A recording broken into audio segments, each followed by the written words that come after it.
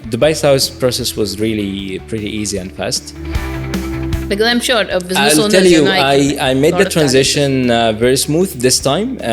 Before it was not, so it was a big challenges. Every day we have a huge amount of data passing through our mind and our phones and our messages, our emails. I faced a lot of challenges. I got tricked. I lost a lot of money. You build your relationship by physical existence and physical face-to-face meeting. Gain more knowledge, get more business insights, get more business done, and in just one place.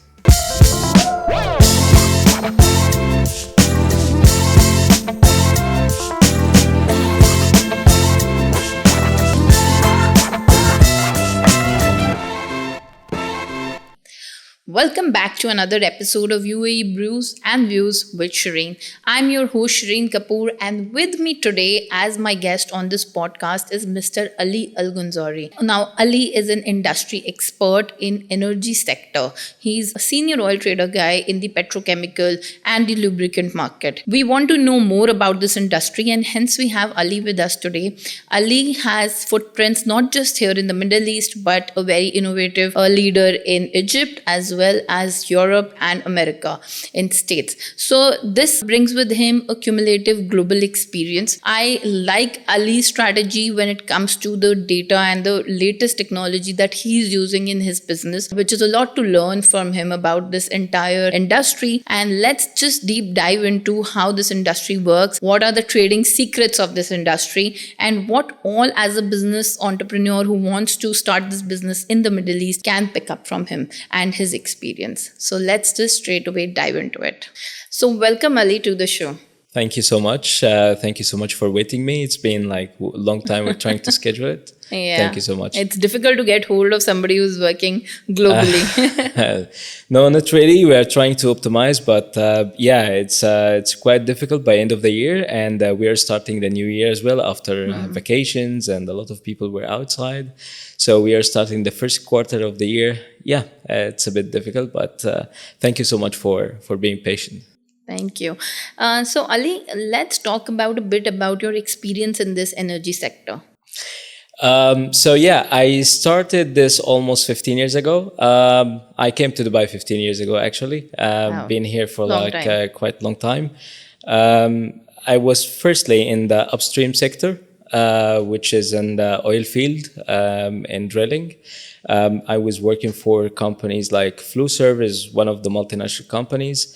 And then by chance, I got few things happen in my life, and then by chance I transformed it to the downstream sector, and I started the trading with one of the Turkish companies who was starting the business in UAE. So it was their first business and first company set up in UAE. I was the first one to join them. And we started the business from there. I gained a lot of experience through this time and through this. It was a tough time at this period as well. It was not the market as of now. Also, Dubai was totally different compared to now, to the huge development which we are, now seeing. Yeah, we can see it right now. We're noticing. Then I moved to more bigger organizations. I joined one of the majors called Cockett Marine Oil. It used to be one of the major companies in the bunker industry. Bunker fuel industry and bunker business is the companies that take sort of vessels and giving them whatever the vessel needs to keep running, the fuels and lubricants and everything. Through this, and then I joined a couple of more companies, Greenix and one of the other major companies called BGN. Then I started my own business. It was always a challenge for me to think about it, because I had a thought of this earlier, like 10 years ago, no, more than 12 years ago. I get failed. I get some, issues with that, and then I came back to the world of being an employee. And now again, trying to be in this business as strong as I can be, and transfer the information and knowledge and the international expertise I gained all over these years, and transfer it to young people in Egypt. It was always my dream to contribute to the Egyptian society and Egyptian community, especially the young people in Egypt. I was not getting the chance to be exposed to international expertise, and to get more exposed to new things, new trends. Yeah, in the business. Especially in the downstream sector and energy trading. So you talk about, in the energy sector, you talk about upstream sector and downstream sector. Pardon my knowledge, but you need to explain me that. So downstream is about exploration and crude production. Okay. It's about the oil field, the rigs, drilling equipment, sensing, everything related to taking the crude or the oil out from the ground, or the gas out from the ground. Downstream is more into refining, trading, and distribution. So 𝐀𝐥𝐢 is mainly a downstream company. ADNOC is downstream and an upstream company. Aramco is the same, because they produce from the crude and they do that until the distribution. Okay. And GNB Global Corporation, that is your company. Exactly what all you do in the downstream? So in the downstream, what we do, GNB was established with a complete focus in the Egyptian market. Okay. We were the pioneer and the first company to deliver such service in Egypt, to be the first company to deliver base oil sales and some petrochemicals ex-tank or from its own tanks in Egypt, in Alexandria. It was never there before. The market was underdeveloped for like ages. We were the first people to come and say, hey, we got a new service to deliver to you. We will teach you how you can develop your business even more. Egypt, one of the oldest industries in the region, but it's been taken out from the market or the international market because the competition and the fast development in the neighbor regions, like in Middle East, the development was like quite fast and huge, in Europe as well, in America. So the market, especially in Africa, was now covered by all the companies operating from Europe or from Turkey or from UAE or from Saudi, and Egypt was completely out. So we were trying to add new values to this market. So that was the main reason to start GNB Global. And yeah, there is a story. There is a bigger story behind that. How we started, but yeah, we got more motivated to start, and we failed. We have a responsibility to do it, and we have a responsibility to contribute to the Egyptian economy and to the Egyptian local industry. Right. And in this entire process, how has Dubai been a trading hub for you? Like, you've registered yourself in Dubai for this global GNB Global Corporation. So how has Dubai been a trading hub for you? Dubai is an amazing city. How many nationalities you meet every day in Dubai? Yeah, it's an uncountable number. So Dubai is an amazing city with a diverse nationalities and cultures across the city. You meet every day people from Asia, from Middle East, from Gulf, from Europe, from US, Latin America. Uncountable number of nationalities you meet every day. Which is giving you and exposing you to new type of knowledge and new type of cultures that you can never meet staying in your own country. So Dubai being transformed as a trading hub, utilizing their own infrastructure in shipping, utilizing their infrastructure in logistics. We have Jebel Ali Freezone, and Jebel Ali Port. We have the biggest airport in the Middle East, Dubai Airport. We have hubs for oil products and energy products in Fujairah. So name it, a lot of infrastructure in this country that can help anyone to start this business and to be at least ahead of others who can or who may start this business somewhere else. Here you meet everyone. You meet all the majors. You meet all the majors company, all in big companies. So every day you can have an uncountable number of meetings with everyone that you can, gain more knowledge, get more business insights, get more business done in just one place. Yeah. So it's a very conducive business ecosystem that Dubai gives for trading activity. Exactly. Banking system is good. Logistics systems is good. Almost everything. And in terms of trading of this oil products and energy in the energy sector, what is the kind of tariffs that you pay in Dubai? Actually, now you pay only for the license.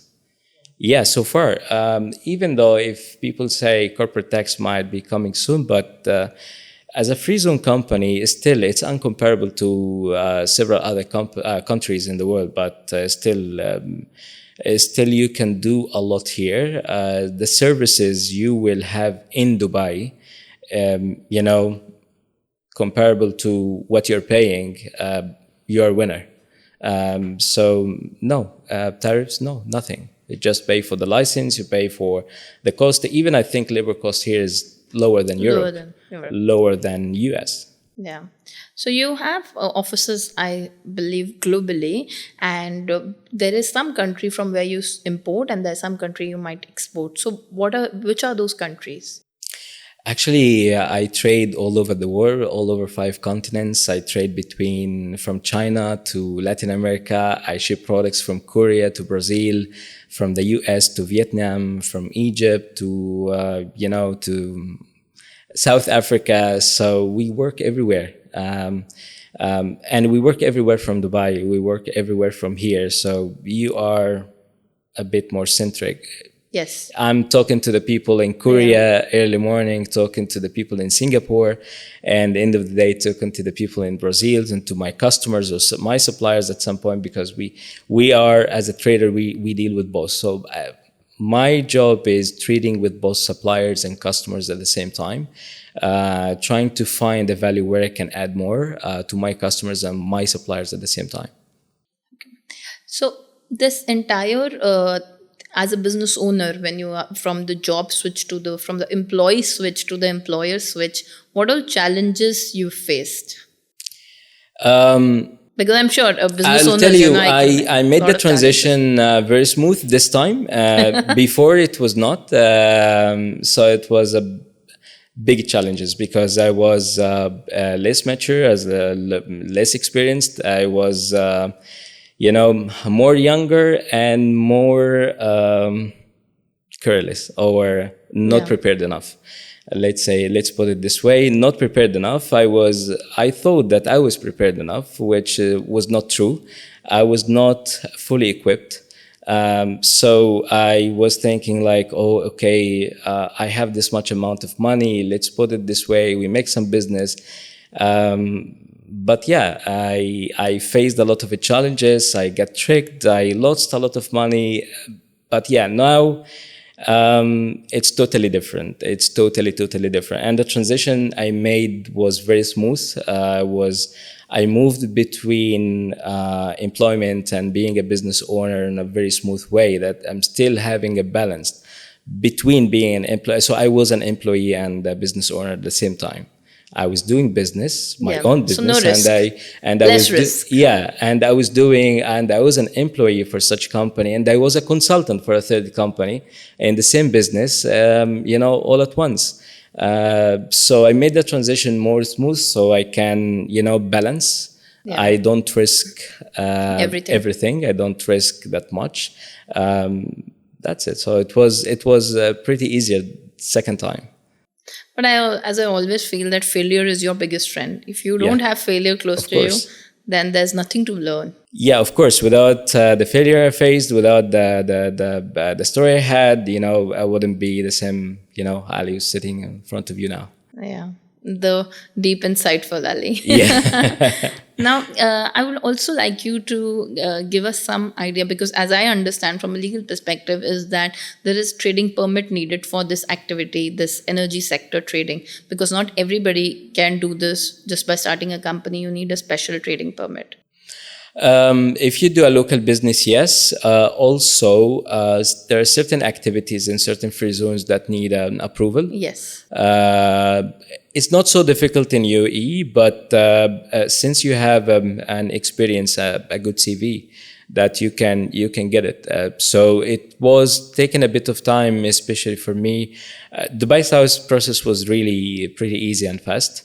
But it was only, extra few days for the approvals, but we were able to get it, to obtain. And we are doing business now. Yeah. Alrighty. So what free zone are you registered in? So I'm registered with 𝐬𝐻ZA Freezone. Okay. I registered like a couple of companies as holding companies for holding shares in some other businesses. Yeah. And I have my own company for trading, which is executing trading, and I have the office in Dubai South Free Zone, which is a very good, promising free zone. It was not so common maybe in the last 2-3 years. Yeah, now I think because of the Al Maktoum airport, it's gaining a lot of popularity. Yeah. This entire area will completely transform. I think this entire area is the future of Dubai. Dubai South? Yeah, Dubai South with Al Maktoum airport, the biggest airport ever. So yeah. In terms of dealing and trading with these petrochemicals and base oils, there's a lot of synthetic environmental footprint, I think, that is involved. So what are the kind of sustainability measures you as a business owner think that this industry will need? And because of that, the entire government is supporting sustainability. So what direction are we going into in terms of climate? Sustainability is the biggest trend in the world right now. Is a really big thing, but people are trying. Every industry and every single business line is trying to be more sustainable and trying to contribute to the sustainability and to be able to implement new ideas, how to reduce the carbon footprint and how to cut carbon, how to come to net zero, which is a bit difficult because the whole system is built on the fossil fuel. Everything.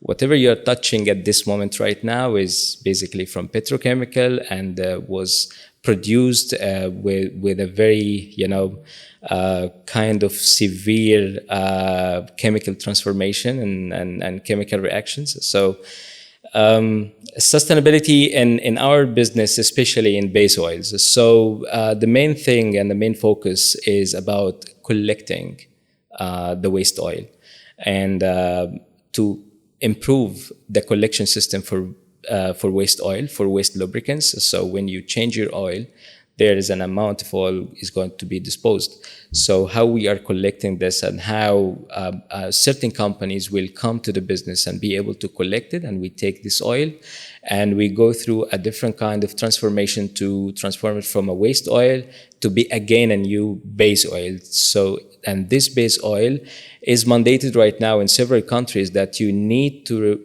use at least 5% of recycled base oil within your lubricant formulation. So if you're using, if you're producing 100,000 tons of lubricants every year, at least you have to use 5,000 tons of recycled base oil within your blending system, which is a good step. So is promoting, because always people were talking about recycle is not a good quality.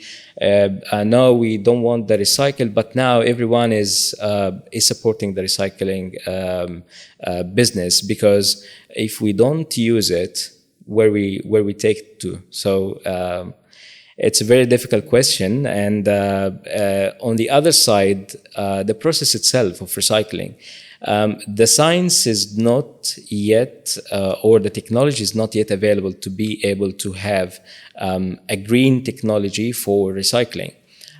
even if we are using such a way of, hydro treating, or, in some countries they do clay bleaching, or some countries they do distillation. Still, you are using and using a lot of fossil fuel to be able to transform this from a waste to an oil that can be used again.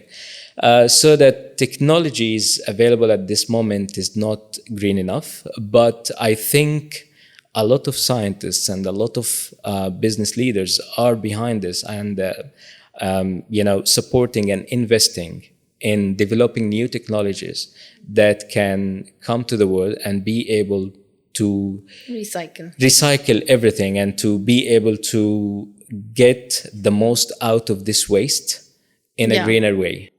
Yeah, because I think this is one of the biggest challenges this industry can face. Exactly. Possibly.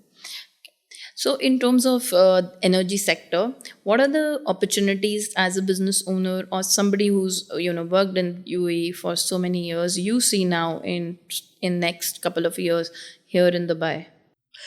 Okay, business opportunities in Dubai is literally uncountable. You are sitting in the hub. You are sitting in the hub of the energy sector and downstream sector for the Middle East. You get Fujairah, you get Hamriyah, you get Sharjah Port, you get Jebel Ali Port, full of tanks, full of products, all the majors, all the products, and being shipped all the way from Korea, from Asia, from Saudi, from Kuwait, from India, from Iraq, coming to be stored and coming to be here in UAE and reshipped from UAE. So UAE is literally the hub. And the biggest advantage is to be close to this hub and to be here, closer to this hub, meeting these people and take an opportunity of having an extra advantage with them, and, how you can add value to them where they are having problems. So in example, I will tell you, I was the first customer for ADNOC. ADNOC is producing base oils. And without being here, I wouldn't be in touch with ADNOC. I would be like any other trader internationally located, don't know if ADNOC really produce base oils, and how they are doing it, and where they are distributing. I will be only trying to source the information from internet, might not be existing at this moment. But being here, closer to ADNOC offices, approaching them, meeting them face to face, I get more knowledge about the product. I get more knowledge where they are, where's the problem, what kind of problems market they are facing. What's the market insights, where they want to be, where they want to head next, where they want to develop, how I can add value to that. So I added the value by exporting the first delivered base oil cargo ever from ADNOC to Latin America, and I delivered it to Argentina. I delivered it to Brazil, to all the major companies. I was shipping uncountable number of containers. It was massive at that time. So this is one of the examples I can mention. Not only, but I ship cargoes all the way from Hamriyah Freezone, being closer to a lot of traders, the big traders in Hamriyah Freezone and big suppliers. And we have a very good close relationship. Being here, we are able to meet because you build your relationship by physical existence and physical face-to-face meeting. Zoom meeting or remote meeting is not really helping enough, but when people see you face to face and you get the face interaction physically live, it just makes it more impactful. Exactly. We were able to ship several vessels from Hamriyah Freezone to Latin America. So those are like the main two examples, and I think a lot of similarity to that in several and many other products. So the sourcing is, of course, a part here that you do. Do you also find your clients this way, based here in UAE? I will tell you. So the market in UAE is a bit different. So the market here, a lot of traders, a a lot of businesses here in UAE are able to deliver, are able to cover the market very well. But the best within the UAE. Yeah, within the UAE and within the region as well, within Saudi, Middle East. Even India as well. India is massive, like, name it. Everywhere. Everywhere. So the point here is, still Dubai is a hub of international events. Yes. You meet, the most of your customers here in Dubai. Like, so many exhibitions happening. So many exhibitions. Now the Arab Health is happening. Arab Health is happening. The ADIC for dental, industry, name it. In our industry, there are multiple events as well are happening almost, October, November. So that's why October, November was like crazy busy, finishing this, going there. And still also Dubai as a transit point for a lot of travelers. And that's why my wife hates Dubai, because every week there's someone coming for a day. Yeah. Okay. Yeah. Every week there's someone coming for a day, and I have to meet him, or he have to meet me. So this is the thing. So every week is not, is not free. But it's exciting, right? I find it's that exciting. exciting. Indeed. For us, yes, but for her, no. Yeah. All right. Ali, before we close this entire conversation, I'll also like to highlight or explain to us your business degree. How did it help you in this entire business? Of course, it helped you in your business skills, etc. But in terms of the new initiatives that you take for your business, the way you're making it, like market driven, how do you? Exactly. So my business degree was in data science and business analytics. So I was,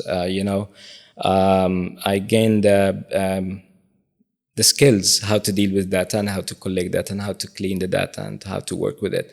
It added a lot to my business and to my life. An example, if you wake up every day and you spend 2 minutes in the bed before you start your day at a certain time, and and your watch or your phone is recording this every day. So a lot of things you will be missing, and you will not be noticing it happen, periodically. But when you collect it in a data or on a chart and you look at it, you will be surprised. You will find new insights about yourself, not just about your business. You'll find new insights about yourself. So is it really me? I'm doing this every day and I'm not really noticing. So it's exactly in the business. So collecting the data, clean them, sorting them, and mining this data to be able to extract new business insights. So every day we have a huge amount of data passing through our mind and our phones and our messages, our emails. We are also somebody's data. Exactly. So if you are able to collect the max out of this data and sort it somewhere and sort it somehow, you will gain new business insights. You will see new flows and new positive points, things that you need to tweak a little bit, things you need to improve, things you need to support, or things you need to take an advantage of it. So this is the beauty of data, and it helped me really a lot. Yeah, data is the new oil, as they say. Yeah, exactly. I've seen this at ChatGPT right now. Yeah. See, it's made your life so easy, and it's people who are using it, like, it's transformative, I've heard. Exactly. And data, like, in the business, if you're starting a business right now, if you're not able to, a new business, something really new, if you want to, let's say, open a new law firm in Africa, and you don't have any source of data about Africa, AI is there. You're completely blind. Nothing is there. It's too difficult. You need to go through people, and people are also being educated this data through some others. And, you cannot verify the data, and you cannot verify, is it really true? Is it really correct to follow this data or not? So data is so important, and how to collect. So there is the awareness of data and the knowledge of collecting data is not so much available in many of African countries, Latin American countries. But yeah, it's wide available here. It's wide available in Middle East and Europe, in the US, and Asia. How easy it is for, say, for example, a person from India wants to come and start the trade. That way I want to understand the trading barriers. So the trading barriers itself is only about the competition. The competition is so difficult. The competition is very, very aggressive. People won't give you a chance to be in and to take a market share from him. So this is the biggest barrier. But as I said, there are a lot of information available. There are a lot of things anyone will come to UAE and try to, to enter this business, will be able to obtain a lot of business insights from physical meetings or from online sources or from a lot of government sources here as well. A lot of open data available with the government website. But the main barrier here is the competition. Even the country is giving you whatever, in their capacity to support your business. So you'll be able to get the business license in no time. You will be able to deal officially with everyone. Operationally, no issues. As an official entity, not as a person, at a very low cost also. The only thing is the competition. I think so. Yeah, that's everywhere. And I think competition, if taken rightly, is very healthy. Exactly. So competition will sharpen your tools to be more, precise and to see where we can, penetrate and be able to add value and be able to grow. Yeah. Thank you, Ali. It was a wonderful session. So we got a lot of knowledge. I'm sure that for me also, it was so informative. Like I've never had this opportunity to deal with somebody in this industry. Thank you so much. It's my pleasure. Thank you so much. And really happy to see you. Yeah, same here. Thank you so much. Thank you.